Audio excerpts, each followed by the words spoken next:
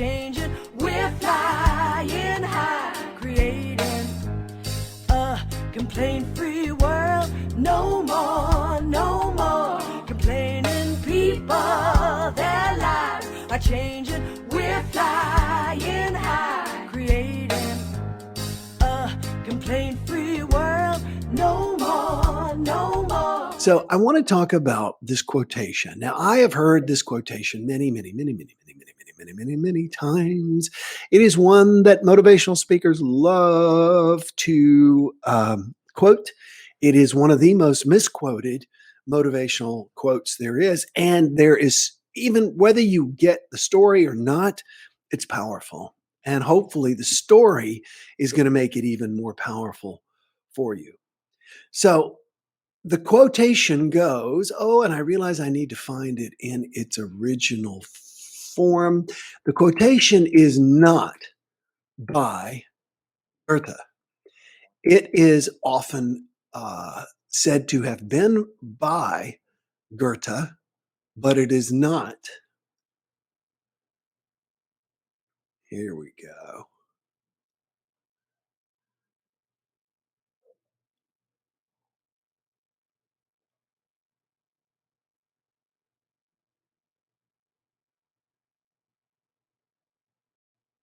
All right.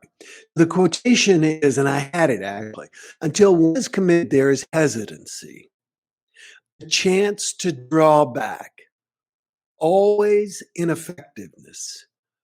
Concerning all acts of initiative and creation, there is one elementary truth, the ignorance of which kills countless ideas and splendid plans, that the moment one definitely commits oneself, then providence moves too. A whole stream of events issues from the decision, raising in one's favor all manner of unforeseen incidents, meetings, and material assistance, which no man could have dreamt would have come his way. I learned a deep respect for one of Goethe's couplets. Whatever you do or dream you can, begin it. Boldness has genius, power, and magic in it. Now, you've probably heard this quotation before, and you've probably heard it attributed to Wolfgang von Goethe. It was not from Goethe. It was from William Hutchinson Murray. William Hutchinson Murray. I'm actually doing a new video course on commitment, how to make and honor and keep commitments. And I found this story. And we tend to focus on the end of this quotation, the couplet from Goethe. Whatever you dream you can, or whatever you can do or dream you can, begin it. Boldness has genius, power, and magic in it. Great. Absolutely true. No question there. That is a core principle of that quotation. And that is this idea that you got to start if you're going to get somewhere. The most important thing you're going to ever do is you're going to start. However, the beginning of this quotation is all about making a commitment. It's all about making what they say in Latin is a finis decisio, a final decision. This I will do or I will die. The word commitment, we tend to think of in the definition nowadays, the word commitment means dedicated. Are you committed to this? Yeah, I'm committed to this. No. Are you really committed to this? The word comes out of the 1600s when people literally were committed. Their families would commit them, or they would commit themselves to become wards of the state and would basically work for and live for the state because they absolutely could not support themselves. They literally signed themselves over. That's what a commitment is. A commitment is signing yourself over to something. It's becoming an indentured servant to something. That has to happen before you even take your first step, because when you take your first step, if that step doesn't lead to you getting knocked on your ass, then one of the next 9 steps is. So you have to make the commitment in here first. It has to be baked in. It has to be you are going to get up no matter what happens, no matter how you feel. We started out earlier and Michelle shared that she was feeling a little down. The interesting thing I find is that on the days that I wake up and sometimes don't feel my best emotionally, a little bit of journeying, a little bit of plugging in, etc., those tend to become my very best days. So I affirm that for you. Commit to that. Make that your commitment. We have forgotten how to commit in our culture. We commit to this and to that and to this cause, and it's distracting, which leads to drifting. Remember we talked about that in the Napoleon Hill book that finally came out called Outwitting the Devil? And the devil's number one thing that the devil does, or your dark side or your shadow side, your critical side, your ego, what it does is it makes you drift. It gets you excited by committing to something, and then the next day you realize how difficult it's going to be, or it gets you to commit to something else. The reason it took me so long as a child to lose weight is because I'm constantly on diets. And here's what I mean. And I even did the same, repeated that pattern in my 30s, because in my 30s, I went back up to about 250 pounds.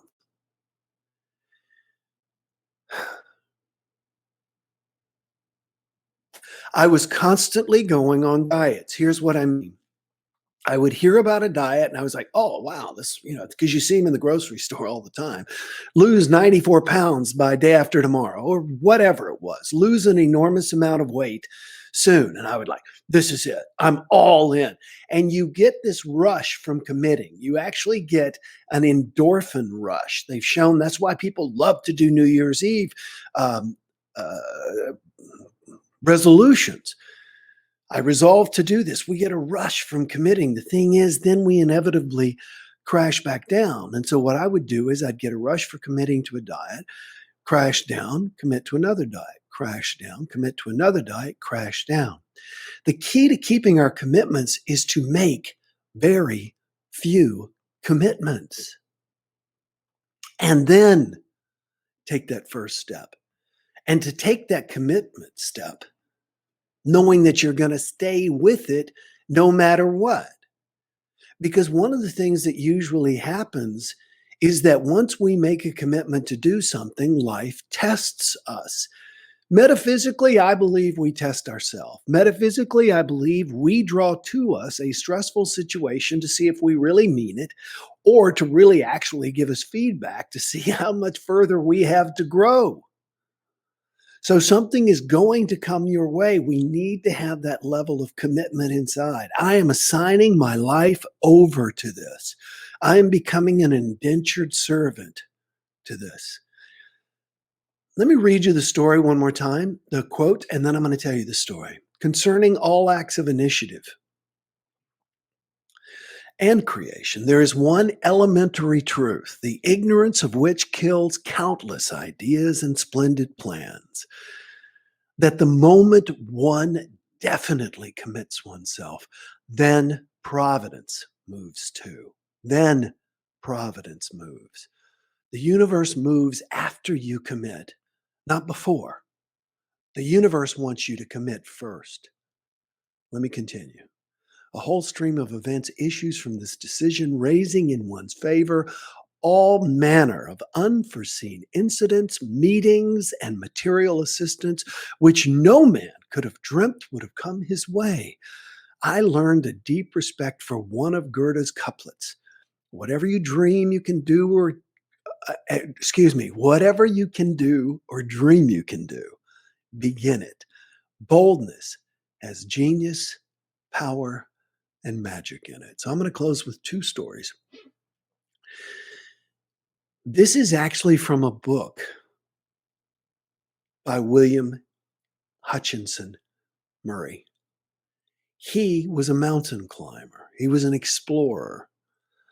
And he didn't know on this particular Scottish expedition, this is in a book he wrote called The Scottish Expedition, how in the world they were going to actually try and climb in the Himalayas. He had never done it before, and he didn't know how to lead this group. And so what they did was they went down and they booked passage to India, which was going to be their first step. That was it. They took that first step. They took that step and they had faith. More importantly, they had that commitment inside. And so I'm going to close with the story that most people ask me about. It's the number one question people ask me about. And that is how I met Dr. Maya Angelou and how she let me interview her, how she let me use that interview as the forward for my book, how I interviewed her later, not long before she made her transition. And when I said, "Who are your great spiritual heroes?" she said, "Well, you are, Reverend Bowen," which blew me away. Never felt like I deserved such a plaudit from such a noble person. Anyway, I need to grow into that. But as we were nearing what we guesstimated to be about the 6 millionth complaint-free bracelet at that time, we had been using Maya Angelou's quote, "If you don't like something, change it. If you can't change it, change your attitude. Don't complain."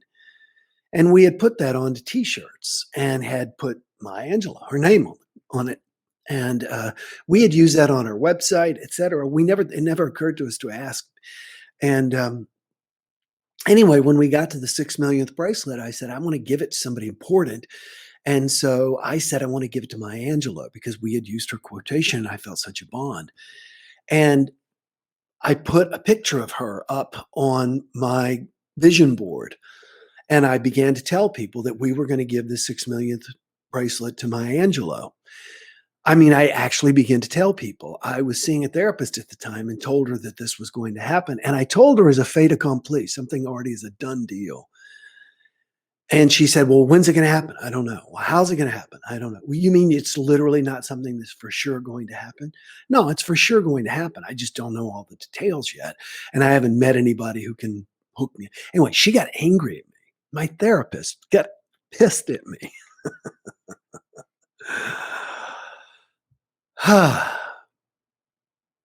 But I continued to believe it. I continued to believe it. I continued to tell people. I was committed to it. I was committed. I had turned my life over to that. There was no other person. There was no backup. I had committed myself to it. And then one day I was at Unity Village, which is where I was ordained. And I was talking to my friend Joy. And Joy, all I knew about Joy was that she was a former attorney and had adopted a couple of kids. Really an amazing person. And to this day, I just consider her a great inspiration. Anyway, so I gave her that line that I was going to give the bracelet to Maya Angelou. And she said, "Tell her I said hello." In that familiar, "Tell her I said hello." And I said, "I will." And so I gave Joy a hug, said goodbye. And then I took about a step away and I said, "What do you mean, tell her you said hello?" And she said, "Oh, yeah, I used to book her when she was doing speaking tours." And she said, "I know her assistant." And within 24 hours, I was emailing with her assistant. My heart was doing this. Imposter syndrome out the max. And within a week and a half, I was sitting in her living room because I was committed to it. I was absolutely committed to it. So don't make a lot of commitments. But when you make a commitment, stick to it. Stick to it. Life and everything else is going to try and knock you off of it. But commitment is like a muscle. You get it by coming back to it, coming back to it, coming back to it, not staying with it. It's nice if you can, but just keep coming back to it. All right, everybody, it's just because I just said keep coming back to it. It's time for you to click share. Who's going to be the first person to click share? We're going to check in, let everybody else have an opportunity to ask questions if you have any and to make comments. But please click share and let us know you shared. Let's break our record yesterday of 9 people clicking share. My voice is a little dry this morning.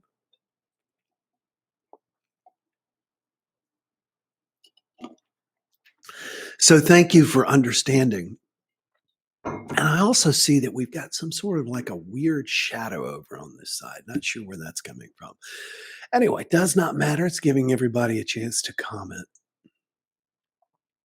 Wow, lots of cool new people here. Love that quote. Don't you, Mary? It's a great quote. Thank you for the love, says Michelle. To everybody, thanks everybody for Let's Love and Michelle. Oh, didn't read that. Mary says, grateful for my sister, Linda. Linda, so Mary, that's now I get the connection. Awesome. Anik says, hi, Will. Hi, Anik. Good to see you. Wow, hugs to my sister Mary for joining us. Yes, everybody says send hugs to Mary. We're glad you're here. We love your sister. She's here all the time. Who else? Willow says, my daughters gave me this quote on a ballerina picture that got me through their teen years when their stepdad had cancer, and I was sole breadwinner for 7 years. Wow, awesome. Once you have no idea how amazingly perfect and in sync with exactly what and where I am in my life. Bam! Thank you. Oh, I get it. I misread what you said, but it was great, Arlene. Thank you. Ed says, your jumpstart this morning reminds me of the Barry Monroe quote. You are only as strong as your purpose. Therefore, let us choose reasons to act that are big, bold, righteous, and eternal. Awesome. Perfect message for me today, says Willow. Whoop, first one shared, says Willow. Yay. Jennifer, she's always one of our great sharers. Who else is going to click share? And type in share so that we know you share. That's the only way we can know. Kathy, awesome, possum. Great to see you spoke the word shadow and it appeared. I know. I'm sitting in the exact same spot. I don't know what the shadow is being caused by. It's as if there's something on my lens. I'm going to clean my lens. Wouldn't that be interesting? There's an entire jumpstart on that, cleaning your lens. My wife, Gail, one of my ex-wives, actually, we took her car in because her headlights weren't working. That did fix it, didn't it? Yeah, it did. Okay, cool. Good to know. Luckily, I had these lens wipes right there. Anyway, we took her car in because the headlights were dimming. And what was happening was she had pop-up headlights. So they would pop up. And what happened was they'd get caked with bugs over time. And because they were always down when she got the car washed, they never got cleaned. There's a story in that right there. All right, Jerome says shared. Linda says shared. Thank you so much. Mary, good to see you. Shared because of Linda Ann Starnes, my sister, you know. That's right. Susan says grateful for phones and FaceTime to visit my brother who has been given 2 weeks for his 6-year battle with stage 4 liver cancer. Let's all be with that for a moment. And let's just send compassion out. Remember compassion? It's a keen awareness of the suffering of another coupled with a desire to see it relieved. So we see the suffering that Susan, her family, their extended family are going through, and we desire to see it relieved. And that's the highest prayer because that's compassion. Sharon, Karen, thanks for being with us. I see Saturdays as kind of bonuses these days, so I don't really know what I'm going to talk about tomorrow, but I look forward to it. And I look forward to helping you jumpstart your day in a positive way, no matter when you are watching this. Please click share, like our page, and comment, because we love receiving your energy and your vibe. Thanks, everybody. See you tomorrow. Love you. No more complaining people. Their lives are changing. We're flying high, creating a complaint-free world. No more complaining people. Their lives are changing. We're flying high, creating a complaint-free world. No more.